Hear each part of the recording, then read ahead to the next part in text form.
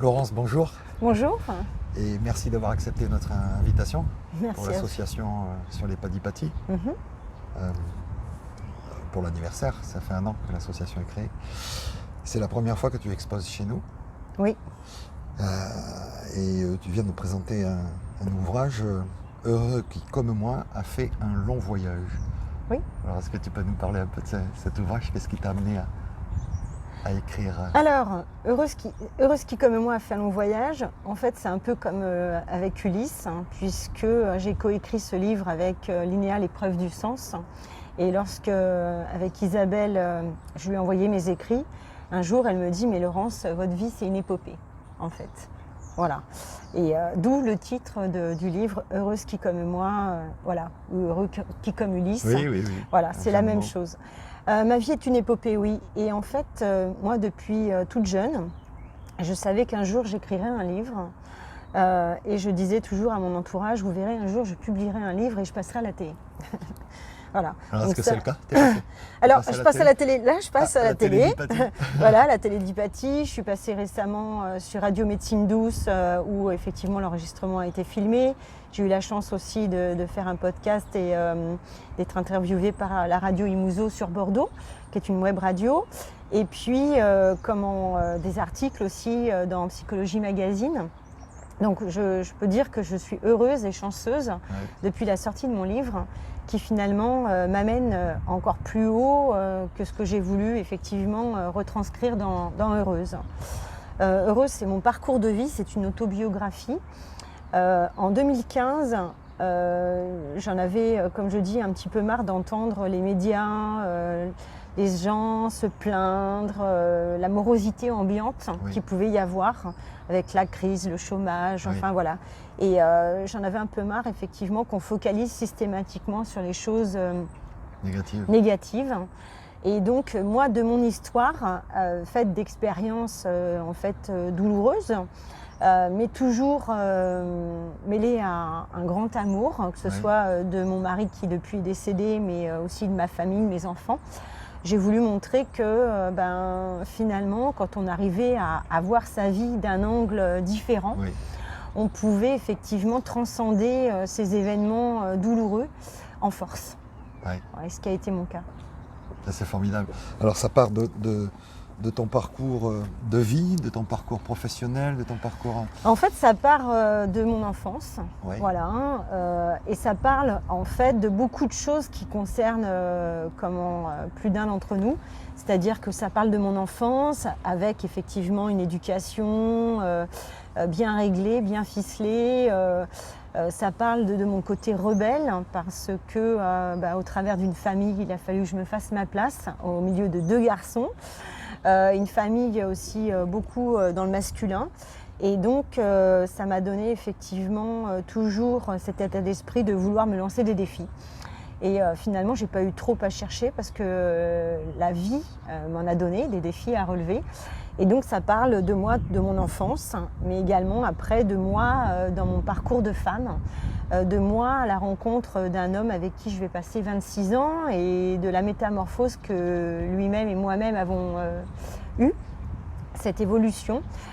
Ça parle de moi, effectivement, au travers d'expériences comme la maladie, effectivement, parce que mon mari est a été pendant 13 ans atteint d'un cancer dont il est effectivement parti en 2015. Ça a fait 5 ans, là, le 4 février.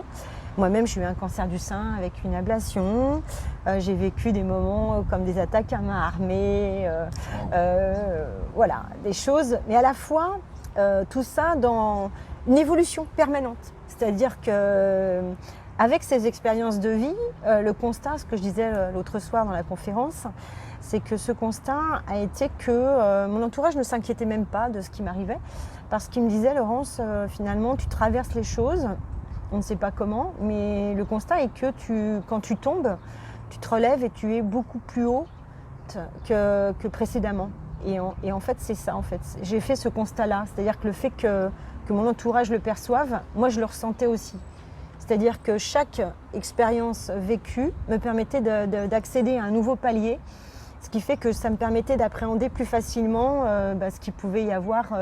Alors, transcender ce qu'il y avait de beau, Parce qu'effectivement, c'est aussi avoir un regard sur les cadeaux que la vie nous donne. Oui.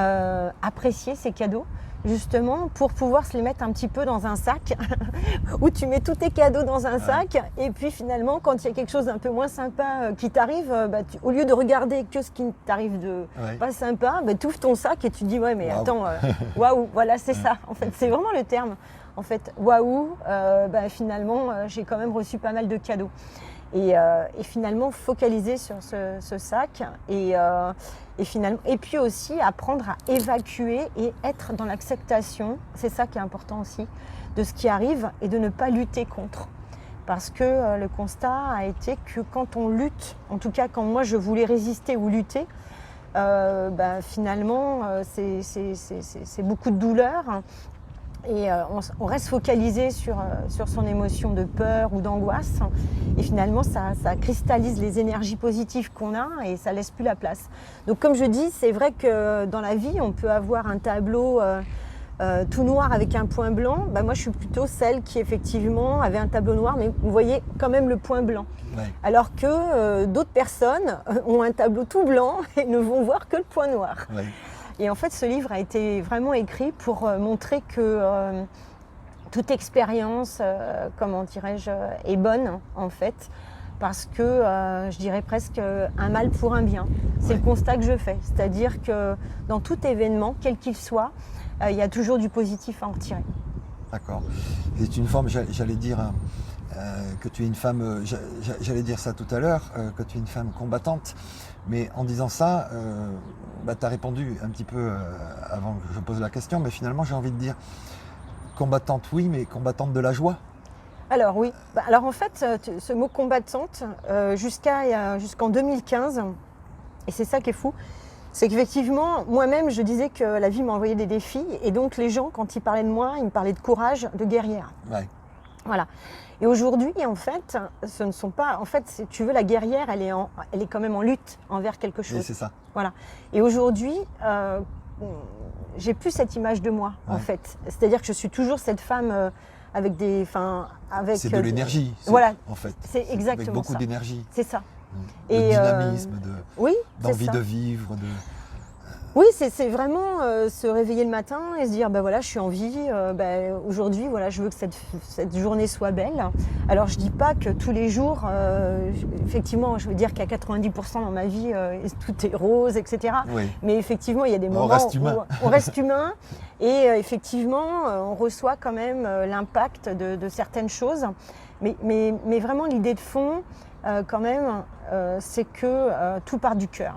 Et ce qui part du cœur, en fait, c'est l'authenticité, c'est la simplicité, c'est ne pas intellectualiser tout ce qui nous arrive, au contraire, l'accepter, l'accueillir et se laisser porter, en fait. Voilà. Parce que quand on se laisse porter et qu'on a surtout cette confiance, en fait, en la vie. Et comme je dis, j'ai eu une éducation religieuse, j'étais au catéchisme, j'ai fait ma communion, mais après, ça s'est arrêté parce que finalement, ma propre foi, finalement, c'est pas dans les écrits que je l'ai trouvée, c'est au travers des expériences que j'ai traversées. Et cette foi, elle émane de moi. En fait, elle ne m'a pas été inculquée. Elle est née en moi. Ouais. Voilà. Et cette foi-là, elle est vraiment au plus profond de moi et elle m'accompagne tous les jours, en fait. Oui. Voilà. Croire en la vie, en fait. Donc c'est formidable. Ce livre, on peut se le procurer à quel endroit ? Alors, j'ai eu la chance, en plus, de trouver un éditeur. Donc, je ne suis pas en auto-édition, mais j'ai bien un éditeur qui sont les éditions Sidney Laurent. Et effectivement, j'ai la chance de pouvoir avoir mon livre diffusé. Donc, vous le retrouvez en le commandant chez Cultura, chez Leclerc, dans toutes les librairies. En fait, vous pouvez commander mon livre et vous pouvez le retrouver. Sachant qu'au mois de mars, le 21 mars, je serai en dédicace à la FNAC de Bordeaux-Lac. Et puis, je fais le salon du livre de Sadirac le 29. Voilà, c'est le 21 et le 29, voilà. Le 21 mars à la FNAC et le 29 mars au Salon du Livre. Et sinon, vous avez sur mon site Facebook et en message privé, l'idée, voilà, ce livre est une aventure humaine avant tout. Et je vous invite vraiment, si le cœur vous en dit, à me contacter directement en message privé. Parce que c'est une aventure humaine et les échanges sont plus que tout pour moi importants. Tu veux partager, voilà. Envie de partager. Envie de partager. On mettra en lien dans la description de la vidéo, on mettra en lien ton site Facebook, et puis les gens prendront contact avec toi. Voilà. Donc au-delà de cette actualité qui te prend du temps, est-ce que tu as des projets pour l'avenir? Oui, j'ai des projets puisque ceux qui m'ont lu m'ont demandé la suite. Ah. Voilà, d'Heureuse. Alors je me suis dit, c'est bizarre parce que voilà, 50 ans de ma vie là, qu'est-ce que je vais? Aujourd'hui, je vais avoir 54 ans. Alors il est noté qu'à 54 ans, je change complètement, j'arrête de travailler. Alors voilà, je suis toujours très accrochée à ce que j'écris parce que généralement c'est ce qui se passe. Donc voilà, je sais que je vais avoir une année pleine de bonnes surprises en tout cas. Et donc j'écris la suite. Pourquoi? Parce que maintenant je vais expliquer, raconter ma vie après le décès, après le deuil, et comment je me suis, comment dirais-je, autorisée à vivre, à continuer à vivre après avoir perdu l'homme de ma vie, et comment son départ m'a permis de me trouver. D'accord. Voilà. Écoute Laurence, je te remercie énormément.